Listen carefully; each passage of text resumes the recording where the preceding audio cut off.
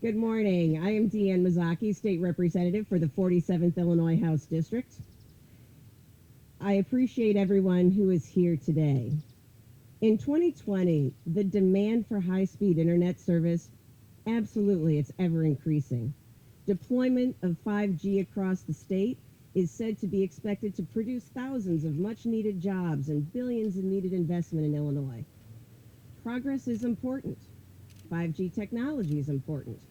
But it shouldn't come at the cost of making residents feel powerless in their neighborhoods. The communities who are represented here today, Western Springs, Hinsdale, Clarendon Hills, they have been among the first to experience what 5G implementation really means in the suburbs. It hasn't rolled out yet to other communities, and before it does, we need to make real changes.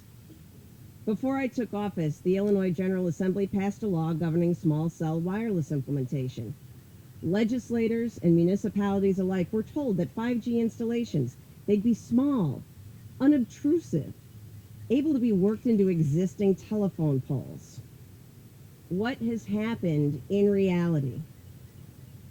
Hornets' nests of dense cell phone towers going up over our children's playgrounds. Permit applications for potentially thousands of new poles or boxways in front of people's homes.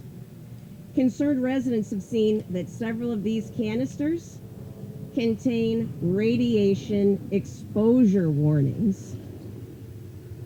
They don't want that in their backyards. Over the past year, I've heard from many residents and activists as well as our village officials. I've attended meetings, researched options available at the local level, and pinpointed the main areas of concern, especially those involving local health impacts and harm to aesthetic and other property values that are caused by the close deployments of cell towers, particularly by schools and homes. I take the health and well-being of our residents very seriously. I take the value of our properties and our homes very seriously. And our residents must have a say in what is actually happening in their neighborhoods. That is why I first drafted and filed House Bill 4653 to create the Local Control, Protection, and Empowering Law to change the Small Wireless Facilities Development Act. This is a start to give local residents notice and a voice when new 5G wireless installations are actually coming to their community. But our municipalities need more tools as well. And I would like to thank Clarendon Hills, Hinsdale, and especially Western Springs for working with me to craft the legislation that we are here to discuss today. I'm proud to announce that I have filed House Bill 5818, also known as the Protect Me from 5G Act. It's time we put some enforcement teeth behind the promises and representations of FCC compliance that telecommunications companies make when they install 5G wireless canisters in your neighborhood. And if you cannot comply with those basic minimum FCC standards, you have no place in our neighborhoods. Some of the new provisions in HB 5818 include radio frequency monitoring. Our municipalities can require a monitoring plan and tracking and recording daily levels of radio frequency emissions that are produced by 5G equipment. Noise monitoring, requiring written reports that analyze acoustic noise levels for small wireless facilities and associated equipment. Environmental restrictions, requiring certifications that a federal environmental assessment was in fact done and that these comply. Equipment restrictions, requiring equipment when replaced to be swapped with like for like and with the smallest commercially used and available equipment. Alternate location authority. There's no reason why we can't let our local governments propose that new small wireless facilities be installed on existing poles and within 200 feet of a requested location of any new proposed pole, so that we can protect the aesthetics of our neighborhood and limit the total number of new poles. Closing application loopholes, clarifying that wireless service providers must submit new applications when they are seeking to replace wireless facility equipment with 5G, because that is significantly different equipment with a whole new set of rules and risks. Below ground devices, allowing local governments to require small wireless facilities and related equipment devices to be below ground, particularly as new technology becomes available. And finally, easement rules. We've allowed too much laxness when it comes to putting things in areas where we have easements and right-of-way. When residents bought their properties, they were not expecting to see things like this cropping up in their parkways. So requiring proof of authority when wireless service providers seek to use easements outside the public way, ensuring that municipalities have the proper oversight authority to make sure that they actually are complying with the terms of those easements.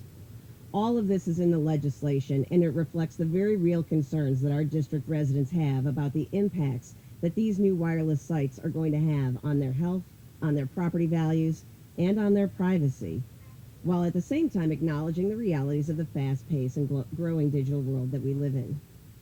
I have advocated for the residents of Elmhurst, Western Springs, Hinsdale, and Clarendon Hills, and many other communities who have been adversely affected by the initial 5G wireless plan rollouts, and we do not want the rest of the state to have to suffer in the same way.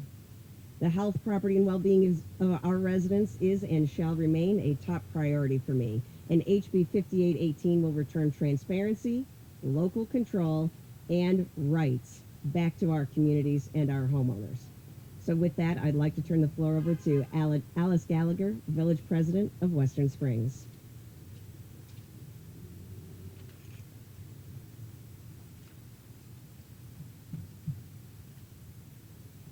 Thank you, Representative Mazzochi. Good morning. As the representative said, I am Western Springs Village President Alice Gallagher, and with me today is our village clerk, Jim Horvath. We welcome State Representative Deanne Mazzochi, Clarendon Hills President Len Austin, and Hinsdale Trustee Schiffler, and of course our village's interested residents here today. The Village of Western Springs. Thank you. The Village of Western Springs, is that better, Matt? Okay.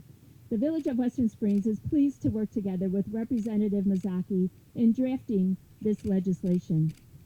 It is so important to keep our residents informed on this issue, and the Village Board is pursuing every avenue to give Western Springs as much control as possible.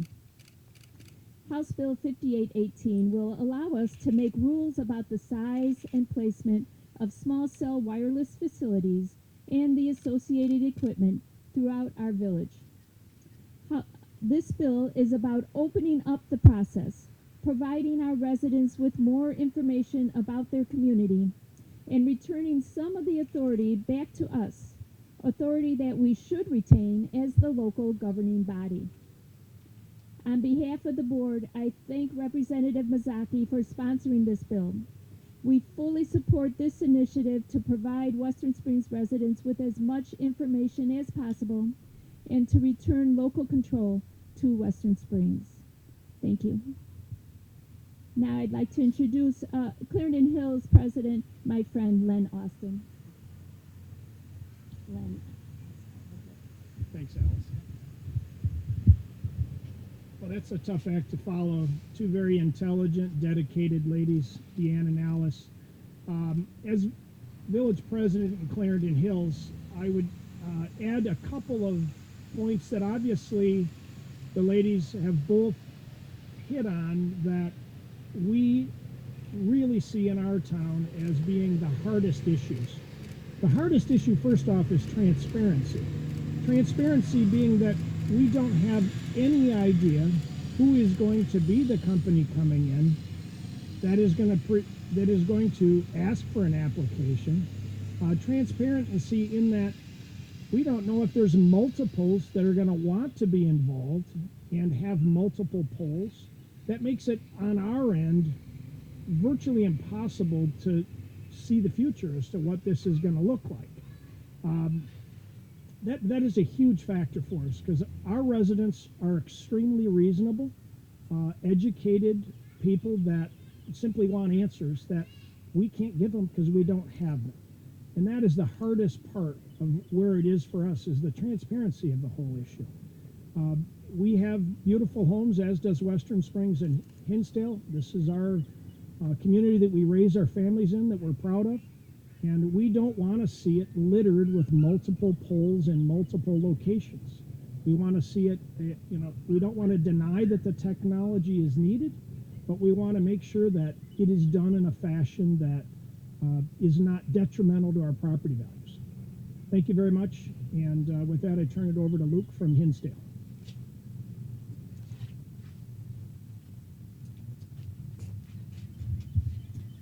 Thank you very much, Representative Mazzochi, President Gallagher, and Len. From Hinsdale's perspective, this is a matter that we've been looking at for years. And I want to make sure that residents across the communities know that this is not a NIMBY situation. It's not in my backyard. It will be in everybody's front yard. The way that the current legislation is written, all of the major telecommunication companies have the flexibility to put a pole up in your front yard or your public right-of-way with absolutely no input whatsoever from your local boards or local zoning reviews.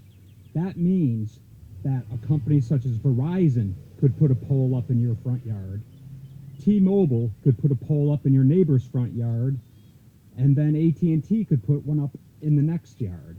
It's just, it would be an absolute blight on all of our communities. And I am very supportive of the bill that Representative Mazzochi has put together, as I believe most residents in our communities are. What it simply does is it allows us to control the aesthetics within our community. I want to make sure that people understand this is not a bill that prohibits going forward. It is not a bill that is going to limit our telecommunications access. It just gives control back to us to control aesthetics, control timing, and control locations. So with that, I would encourage all community members and residents to support this bill and support it proactively. Thank you.